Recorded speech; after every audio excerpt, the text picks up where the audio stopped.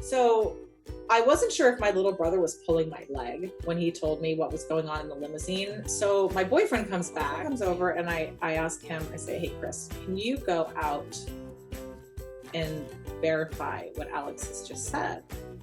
And he was like, yeah. So he goes out, he comes in, and he's got a smirk on his face too. And he confirms my worst nightmares, except it's worse now. Now he tells me they're doing cocaine and she's having sex with him.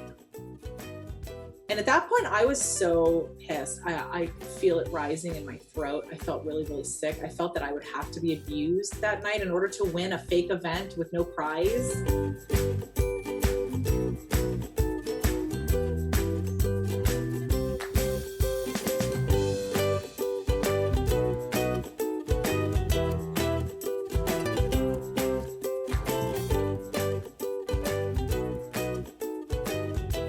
Hi, and welcome to another episode of Let's Be Frank with your host, Molly Skye Brown. That's me. All right, this episode, I wanted to get out really quickly and tell my story of the bullshit debutante ball of when I was 17. That was in pedo human trafficking headquarters, USA, Palm Beach, when I was doing teen modeling in high school and acting and singing and doing pageants and stuff.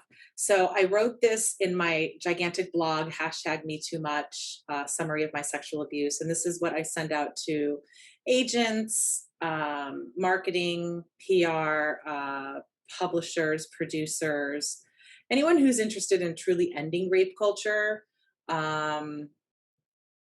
exposing it, educating the masses on we don't like being raped, the aftermath of rape, how to prevent your children from being sexually preyed on.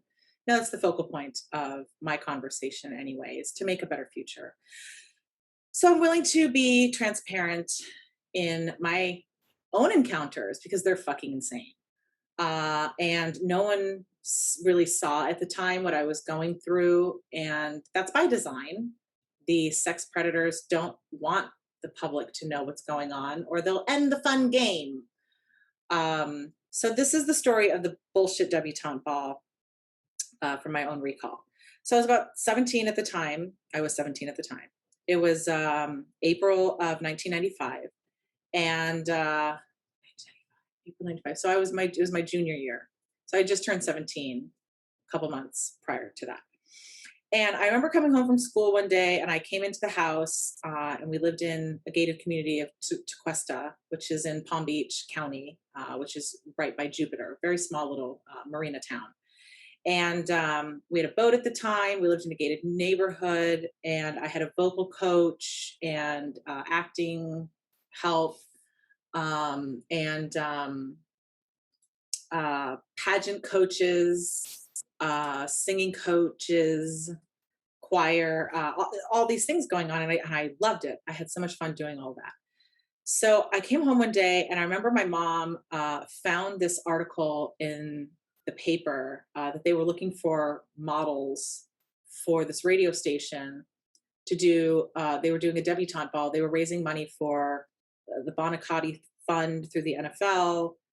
And they were giving away a Harley motorcycle, and the debutantes were going to be judged by a bunch of D-list celebrities.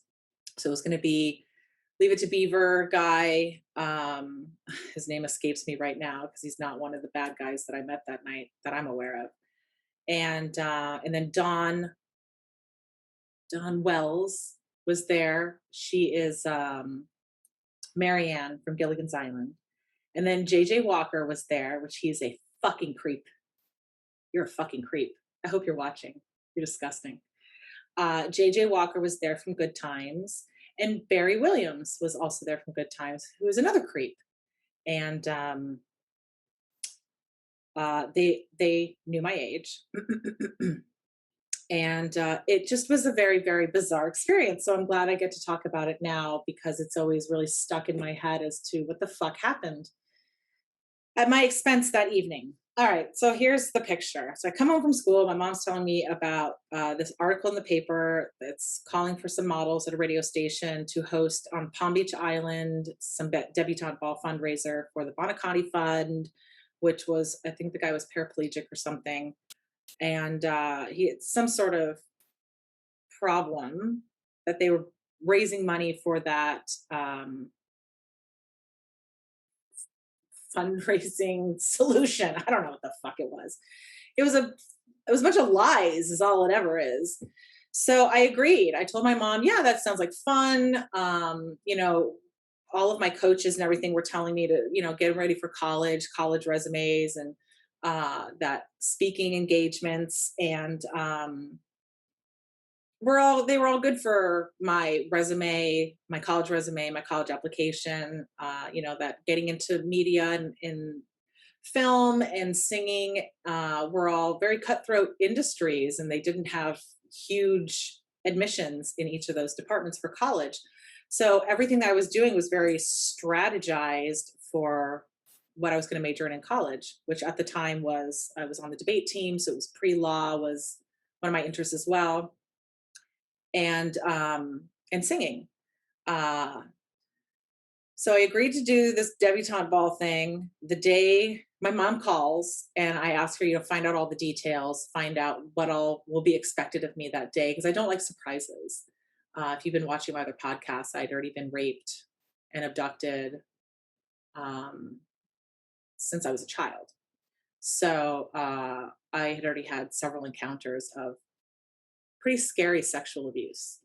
So I didn't like surprises. So my mother called the station and she finds out that there'll be live interviews and that they'll be crowning the debutante. They'll be announcing the debutante winner at the end of the night, and that there's just that one interview live when the TV cameras and everything and the news and everything was there.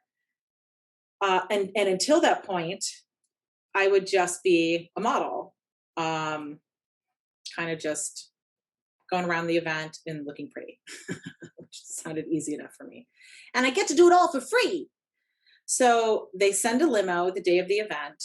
And when I was 17, I had a boyfriend who was in his early 20s that came with me. He was my date. And my family, my dad, my mom, and my two brothers drove separately in one of our family vehicles to Palm Beach Island for this event. And so the limo came and picked up me and my boyfriend, and we drove to the event. It was before sundown, so it was before dusk. And I remember, so it was like still light out. I remember getting into the building, and I remember the light was still coming in from the windows, like it was. And I have pictures, so you can see it was still light out in my blog. I have pictures, and maybe if I have time, I'll throw them on here, or maybe I won't. I don't know. I don't have the biggest desire to do all this production all the time when I just want to get my story out. So so we get to the event. My boyfriend he goes to the bar. He's like, is it cool if I get a drink? Because he was 21 at the time. And I was like, yeah, it's fine. He was like, do you think your parents will not like it if I'm drinking? And I was like, well, don't get shit faced in front of them. I don't think they'll like that. But having a beer, I think is okay, especially before they get here. So, and I couldn't be hanging out with my boyfriend the whole night because I was supposed to be like working. He would be like, get to work for free. Yay, again. Sing for free, work for free, do all this stuff for free. Yeah. It's supposed to pay off at some point, right? So I'm making the rounds. I take some pictures with Leave It to Beaver. I take some pictures with Marianne Williams. And then all of a sudden, this woman comes up to me, this older woman who I have a picture of her also. She's in one of my pictures. Thank God. That's God for you. Always getting my predators in my photos so that I have evidence and we can figure out who these people are. So this woman comes up to me and suddenly tells me that it is expected of me in order to qualify to be judged at the end. This is like basically what she was explaining to me at 17. So anyways, so she comes up to me and she tells me there are private interviews outside in the limo with the celebrities. I was like, what? Since when? Like, my mother never told me anything about that. And it really upset me and it concerned me because I was in a very tight fitting dress and my knees dislocate. I had hip dysplasia in my right hip at the time. I've had my right hip replaced in 2013. 2013. So at this time, I still had my hip disability in that right hip. I hadn't had my hip replaced. So that's why I didn't do runway modeling or do a ton of modeling, because I limp. I'm physically handicapped. So I would just agree to get dressed up and like prop me in a corner, or limited runway and heels that, are almost nursing shoes of what I was capable of wearing. So this woman comes over and she's telling me that I am expected to have private interviews. She comes over and she says, there's private interviews in the limo, and we're expecting, all of the contestants are required to meet in the limo. And I just kind of smiled and I said, oh, okay. I think she like wandered off. And then I told my little brother, I thought it was just really, really weird, and it scared me. It immediately frightened me when she said that I was expected to meet the judges, which I knew were a majority were men, in the limo. And I remember it just making me feel sick to my stomach, like I had no power, I had no say, I couldn't say no, because I wanted to win. And win what? there was no there was no money. I wasn't given anything. And it turns out there was no crown or anything either. In the paper, it says they're going to crown the debutante, or name the debutante, or some bullshit. So I made the decision right then and there that I was going to be defiant. I was not going to listen to this woman. And then my little brother walked by, thank God. And my little brother was 14 at the time, and he walked by, and I said, Alex, would you do me a favor? I said, could you go outside to the limo where the judges are? And I said, I'm supposed to have interviews in there. I said, can you tell me what's going on? What limo is it? Like, where is this happening? Um, so he goes out, he comes back in, and his eyes are just wide as saucers, and he's giggling. And he tells me that the other contestants, so there's only two models that show up, me, high schooler, and then a woman who's totally of age. She definitely looks like she's in her 20s, could be 30. She shows up. She's a model. She's the only other model. And my brother tells me that she is in the limo with JJ Walker, and she's giving him a blowjob. And I remember I wanted to throw up at that point. I was really, really angry and fed up, because I was 17 at this point, and one of the I mean, I just been running into this so much that it was really, really upsetting me and infuriating me, because I just wanted to sing, I just wanted to act, I just wanted to perform, um, I just wanted to do what I wanted to do, which was debate, or journalism, or help. I mean, I used to do the mass media all through high school, the morning announcements. Every morning I did media. I was in mass media, AV production for many years. And I'd meet all these really sick gatekeepers, and I was never going to agree to have abusive sexual relationships in order to get business deals or promotions. Don't call me while I'm speaking on my podcast. Fuck off. Oh, look, it's Scam Likely. Terrible name. So outing. So, anyways, so I wanted to get my career of my own integrity. I wasn't about to put myself in those positions, because I've been really horribly sexually abused, traumatized, scared, terrified by that age already. And I wasn't about to go be like, yeah, use and abuse me and then promote me. Let's do this. No, I never wanted any of that bad enough. I never even wanted Hollywood. My dad was born and raised in Hollywood, and he used to call it Holly Weird. My parents met in Hollywood.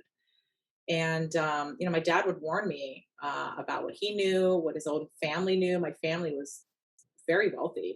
My grandfather was self-made multimillionaire in radio development in LA, lived down the street from Walt Disney's place in Los Feliz. So my dad grew up very, very privileged, very wealthy, to an elitish type family situation, and warned me whenever he could about what he was noticing that seemed to replicate the horrors of Hollywood, and the sex abuse and dark practices and manipulation and false promises that people like me would fall for. So I appreciated that my dad was trying to look out for me in that sense. But then at the same time, my mother was my management, and she came from Indiana, Michigan type situation where she had no idea what Hollywood was doing or capable of. So it seemed to me she was more opportunistic and pushing me into, a lot of opportunities and allowing me to chase a lot of my dreams. So one of the auditions that I went on when I was about 15 years old, I went with my older brother, and we went down to Miami, and it was for a Pringles commercial.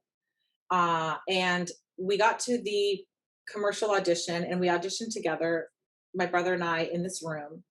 And I remember we had so much fun. I really, So much Alexa, fun. Alexa, shut up. Alexa, shut up. Oh my God, so many robotic interruptions. What is it, Mercury retrograde? It totally is, by the way. Anyway, back to my story. So, my brother and I auditioned for this Pringles commercial, and I had so much fun auditioning standing next to him. I thought it was really fun. I felt safe. I used to go on a lot of auditions with my brother because I would feel safe auditioning that way. We shared an agent, built the talent, and that they would give us a lot of gigs together. So I auditioned for the Pringles commercial with my brother. We're both in the room. The director's there with the camera recording our auditions. And then he suddenly says he wants me by myself. The director says, I want your sister by herself. Please go out and let her audition on her own. So my brother stays in the room, but he stands like right next to the door. And so I was 15, 16, 17. So he was like 17. So he was 18 or 19 at the time, and I was 15. And so he's standing by the door, and the director says that he's still distracting me, that I'm not going to be able to. He wanted me to do my own private audition, and so finally he tells my brother to leave the room, that he's distracting me, and I'm like, how is he distracting me? So my brother leaves the room, and all of a sudden the director tells me to take my fucking shirt off. Literally, the next things out of his mouth are, take your shirt off, and then he says, I need to see what your body looks like. And as a 15-year-old who trusts that she's in a professional environment and that this adult knows better than me, I like literally start thinking about pulling my shirt off. I remember wearing that day. I had shirt on, I had a short shirt on that didn't tuck in, and I had shorts on because I wanted to look like just the average American girl next door in this Pringles commercial. And I remember I started like pulling my shirt up because he said he wanted to see my stomach and my body and see how big I was. And I didn't even know what that meant. I thought he meant how fat I was, because that was the shallowness of the entertainment industries. They always want to see how skinny you are. So, and I never felt skinny enough, so I didn't think I was going to get the job. But as I was like pulling up my shirt, I remember thinking to my head, I immediately go like into defense mode of, is this safe? Should I be taking my shirt off? And then I was thinking, what Pringles commercials have I ever seen where they're like naked or have their shirts off or even in bikinis? Like I never even see them at the beach. And the whole thing it didn't say I was at the beach for the Pringles commercial. So it was really weird. So he told me to take my shirt off. I started to, and then I told him that I wasn't comfortable doing that. And that's when he was saying he needed to see my body and what it looked like. And then I told him I didn't want the gig that bad. And I tried to leave the room, and he was like, no, no, no, no, no, no, no, come back, come back. And I just got out of there, and I just got out of the room, and my brother was on the other side of the door, and he was like, are you okay? And I was like, yeah, I'm done. And we left. And that same year I auditioned for fucking Lolita, the movie Lolita. And the only reason I auditioned for that was I wanted to read the script. I wanted to see how they were portraying these girls that these men prey on, and then paint them in this light that they're the seductress or the seducer or the succubus or whatever bullshit, the aggressor. And that's a conversation for another day, but I'm sure if a child is sexually aggressive, it's because they've been taught that. So who's teaching them? So my mom really did not want me to audition. At first, she agreed, and I told people in school that I wasn't going to be in school, that I had an audition that day for a major motion picture. And I told a couple of people it was for Lolita. And I remember the day of the audition, my mom was like, what am I thinking? Letting you go on this. And I remember telling her I didn't really want the part. I just wanted to read the script, and I wanted to get out of school. And I'd already told everyone I was going on an audition, so I couldn't not go, because then people would assume I was lying or making up my life, which was really annoying until they'd see I was in the paper all the time. And then it was like, yay, validation and confirmation that I'm doing all these things that I know I'm doing. But people in school, you're a liar. You don't do any of these things. You don't work at a recording studio. You don't sing. You don't do this. You don't do that. So I appreciated my mom's use of the media to validate my own existence of what I was doing at the time. So I go on the Lolita audition the day of. I remember my mom and I driving down, and she's saying again, "I can't believe I'm agreeing to do this." And I told her, I said, just for your own uh, ease of mind, I don't want the part. I need to do as many auditions as possible. First of all, because I would have so much stage fright. It was just a good opportunity for more exposure and audition um, attempts. Because I used to bomb a lot of auditions with anxiety and anxiety, stage fright. So we get down to the audition, and I read with the director some scenes from Lolita. Absolutely disgusting, by the way. And it was the scene that they had me read was the part where I guess she has a speck of dirt in her eye, and the stepfather licks it out of her eyeball and gets it out, and then he asked if he could lick her other eyeball, and I was like, gonna vomit. This is so fucking gross. So I was like, that's enough for me. And I was done with that audition and we went home. So I had in my mind already that there was like a lot of sexual abuse going on with the entertainment industry. And I could see it everywhere too. That's why I really didn't want an MTV type career, because it was so sexually charged. And then when Ghislaine Maxwell was offering me Victoria's Secrets when I was 14, 15 years old, I didn't want that either. It just sounded like so much sex, and it just was scary as someone who people had not respected my boundaries or respected when I said no, flat out no. That's rape. No consent. So I wasn't interested in these super sexualized careers. That's why I loved singing in musical theater, because I didn't feel that that was the same thing. So back to the debutante ball. That's why I wanted to kind of go on that tangent to explain within the industry so many creeps. I mean, oh my God, they're everywhere. There's probably a creep in every fucking production. So to be aware of that, especially if you've got kids who are doing anything, be hyper aware. Someone wants to fuck your kid. Someone wants to exploit your child. Someone wants to sell it to the highest bidder. And someone wants to take all your money too. So be aware of that when you are encouraging your child to chase their dreams, that there's a lot of predators out there. So be sure to keep them safe if they have some God-given talent and a drive to go achieve some things. So back to the debutante ball. All right, so back to the debutante ball. So I'm hearing about the limo. My little brother tells me about the limo. I'm horrified. I'm sick to my stomach thinking I'm expected to go out there or I won't win for the night. And I wanted to test that theory um, and see if I didn't go out into the limo, was I really not going to win? So I really challenged myself to show up fully and see what the outcome was. So I wasn't sure if my little brother was pulling my leg when he told me what was going on in the limousine. So my boyfriend comes back and he has a video camera for the evening, which I just talked to him recently, my ex-boyfriend from this time. And sadly, he doesn't have the video camera or the cassette anymore, which is that would have been really interesting to take a look at. But he remembers that evening. He remembers parts of that evening, and he remembers having the video camera. So my boyfriend comes over and I ask him, I say, hey, Chris, can you go out and verify what Alex has just said? And he was like, yeah. So he goes out, he comes in, and he's got a smirk on his face too.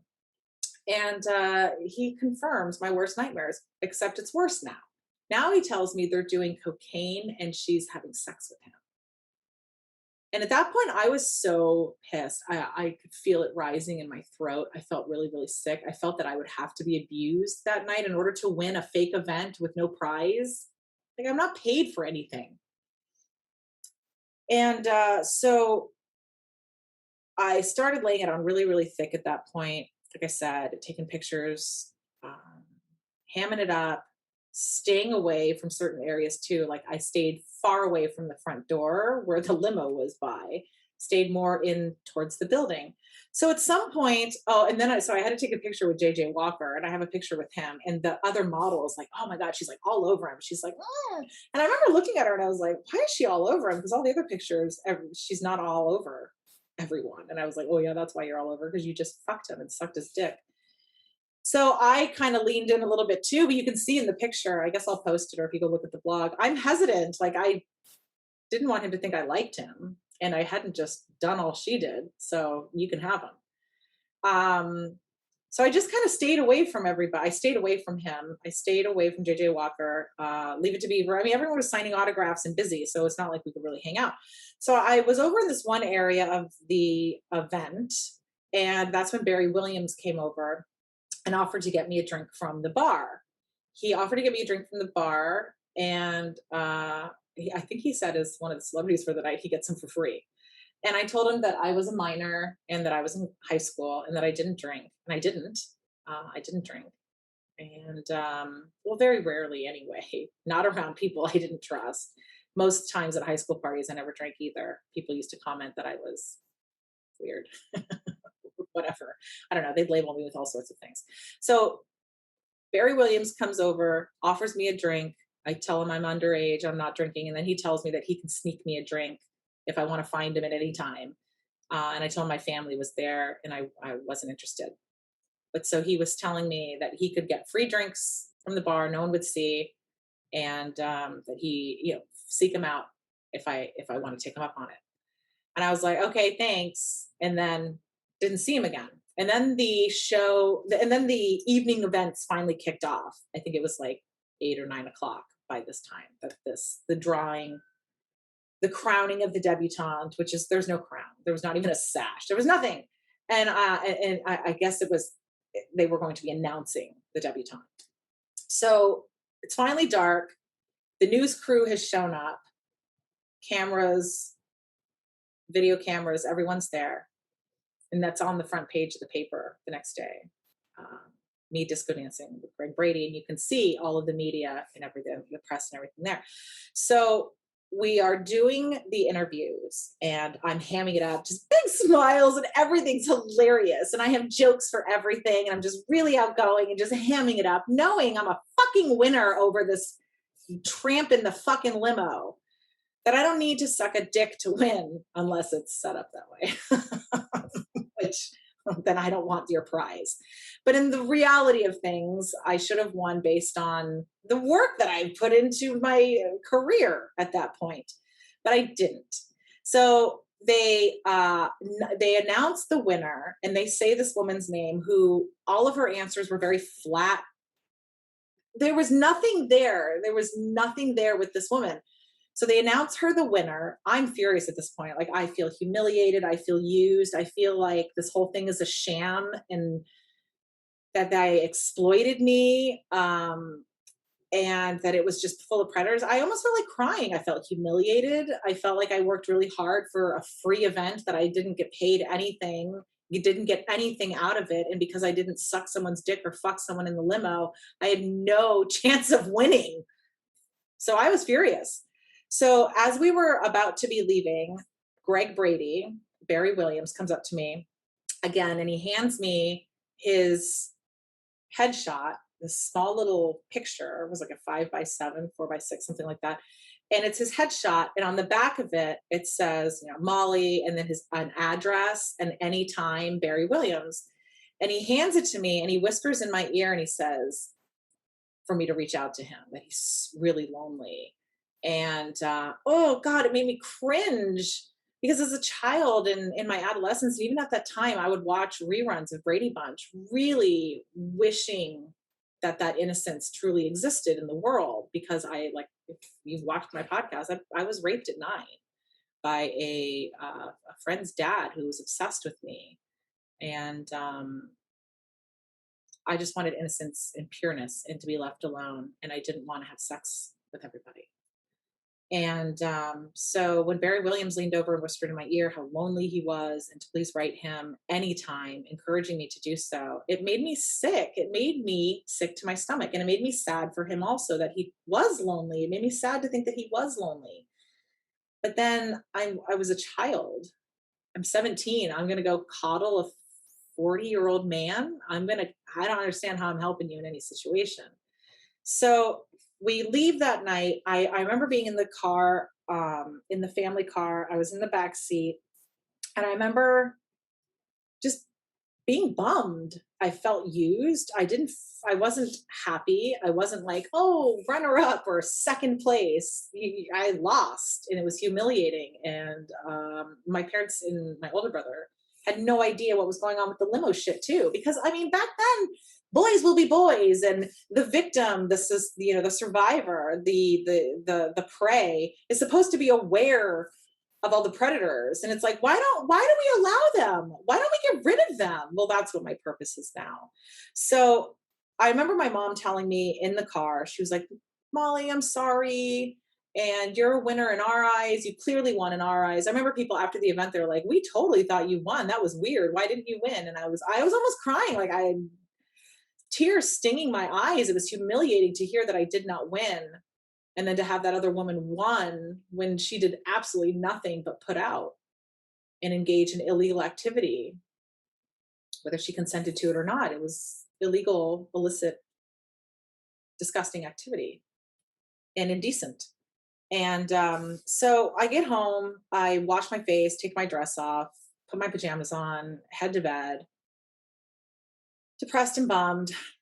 And I remember waking up the next morning and my mom comes in my room. She throws the paper on my bed, and I've made the cover of the paper, Disco Dancing with Greg Brady. And what was so upsetting to me was they don't mention the other model at all. So therefore, there was a debutante ball, and they didn't even mention the debutante. So that sounded so suspicious to me. And I've been reading a lot of articles now where these bullshit recruiting situations for models to do events are complete human trafficking situations, which, duh, obviously you're having sex in the limo in order to participate in a free event. Yeah, that sounds like there's human trafficking going on there, which I clearly saw. So my mom comes in, she throws the paper on my bed and says, obviously you're the clear winner. They've splashed you all over the paper. I remember her using the term splash. They splashed you all over the paper, the front page. So obviously you're the clear winner. It's like, if I was the clear winner, why didn't I win? Why did that other woman win? Why is she not even listed in this article the next day? I am. It says Molly Skye beaten at the time. Disco dances with Greg Brady for the debutante event. And then you look at the rest of the event, it does not even mention the girl's name. So it made me really, really angry. My parents weren't really looking into anything at that point. So I decided to go rollerblading to just blow off steam. I was really upset. And that helped me to just blow off steam. And it was one of the few exercises I could do because it wasn't hard impact. It wasn't running, jogging, which I really couldn't do with my joints. So it was smooth exercise, and I loved it. I would just get lost for hours doing it. And you know, it wasn't healthy either. The extent of hours I would go rollerblading, because I would go with the expectation of getting lost and being found and clearing my head, and I would rollerblade very angry most of the time, very frustrated with with all I was up against and constantly battling and dealing with, while trying to just sing. I mean, I want to do character voices for children. I'm not going to fuck anyone. So, anyways, so back to the debutante thing. So I'm out rollerblading. I rollerblade for a few hours to clear my head. I come home and I'm beet red. You know, this is Florida. It's so friggin' hot. Beet red. I take an ice cold shower, come into the house, peel off my rollerblades and my clothes, and get out of the shower. And I get out of the shower, and my mom tells me that JJ Walker's called, and that my little brother has taken the message, and that JJ Walker wants to take me to lunch. And I was 17.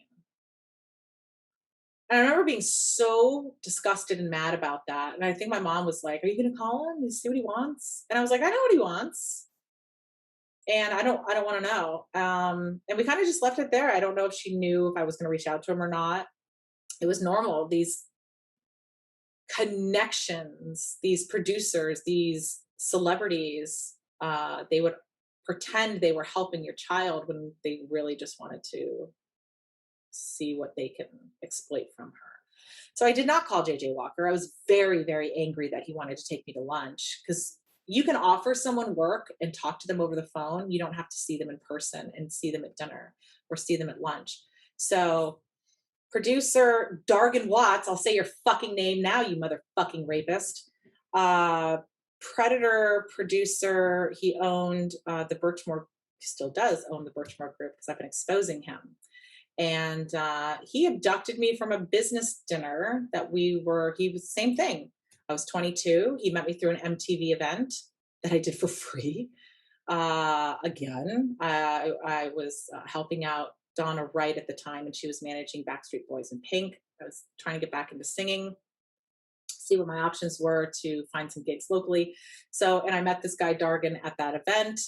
Dargan told me that he could get me singing gigs within his own company. He was explaining he did his own events and that he was contracted for the event I was with the Backstreet Boys.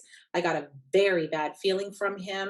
I overrode it, the same as I did the cop that abducted me, the same that I did with the pedophile that did the shit to me, the same with the woman that abducted me and tried to traffic me out of my neighborhood.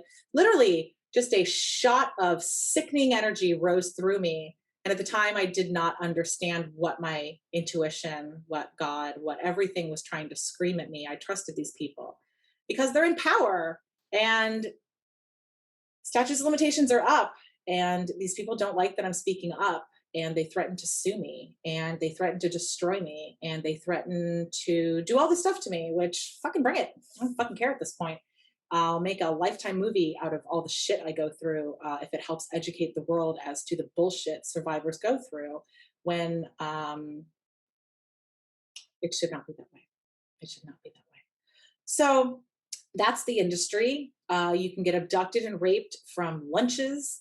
You can get assaulted in limousines. You can get assaulted at dinners when you're 17 with Ray Huizenga, the owner's son of the NFL, who you sang for free at their stupid event also. And now he gets to sexually assault you at dinner when you're still a minor also, because your parents allowed you to go have a dinner interview to talk about possibilities to continue singing within the NFL. So repeated situations, this seems to be an MO of these producers, these predators, these gatekeepers, these elites, these celebrities, that they get you to go to lunch or dinner and then force your head into their laps repeatedly until you cry, in my case, because I'm not going to suck your dick. You can suck your dick.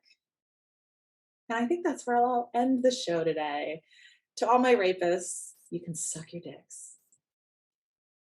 Alrighty, thank you for joining me on another episode of Let's Be Frank with your host, Molly Skye Brown. And this has been a powerful episode. I got a lot of names out there, a lot of predators exposed. You know what's really interesting? I have sent my information to a lot of publishers, publicity, media. TMZ, I thought would be fucking interested in this information, considering it's relevant, it's topical, it's pedophiles and elites and celebrities behaving badly, and I have a lifetime of stories, and they're like, I don't know. Seems pretty weird. They don't want to hear from me or hear my stories, but it's not going to stop me. I'm writing my book. I'm finishing it up. I'm in the middle of it right now, and I will never stop talking. And I know how to self-produce. I know how to do my own media. I know how to write for myself. I'm married to a producer, a director, a cinematographer. I know self-production. It's in my family. So, like I said, you can suck your own dicks while I get the shit done and expose you, because God has blessed the fuck out of me and put me in a lot of situations so that I can be a very powerful voice. And I am now. So God jokes I'm Joan of Arc. I joke along and then shudder. But that's where we are. So thank you for joining me on another episode. I know I kind of get all over the place with my stories because they're horrific and they're traumatizing, and I'm horrified and traumatized. So I'll talk to you soon. Thank you so much for being here with me today. And I guess I will be putting a link to the petition in the show notes of ending statutes of limitations so that survivors can get the justice they are entitled to. It should not matter when we choose to speak up. PTSD is a bitch. Half of us didn't know crimes were committed. And like I said in the beginning of the podcast, criminals seem to be understanding of running out of clock that survivors don't know exist. So unless it is ingrained in us and educated to us every single year of our lives in school that we are responsible for reporting crimes and understanding the severity of what is happening to us, then you better fucking educate us. Otherwise, end statutes of limitations so that we can get sex criminals off the streets. Otherwise, you're keeping them on. and the next generations are going to come for your fucking neck. Okay? That's all the time I have for today. Thank you. Take care. If you'd like to work closely with me, you can opt in the show notes to an email sequence that will go right out to you with my complimentary 5-day manifesting mastery course. There I teach you the basics of all things manifesting and how we're always manifesting and why it would behoove us to know what we're doing.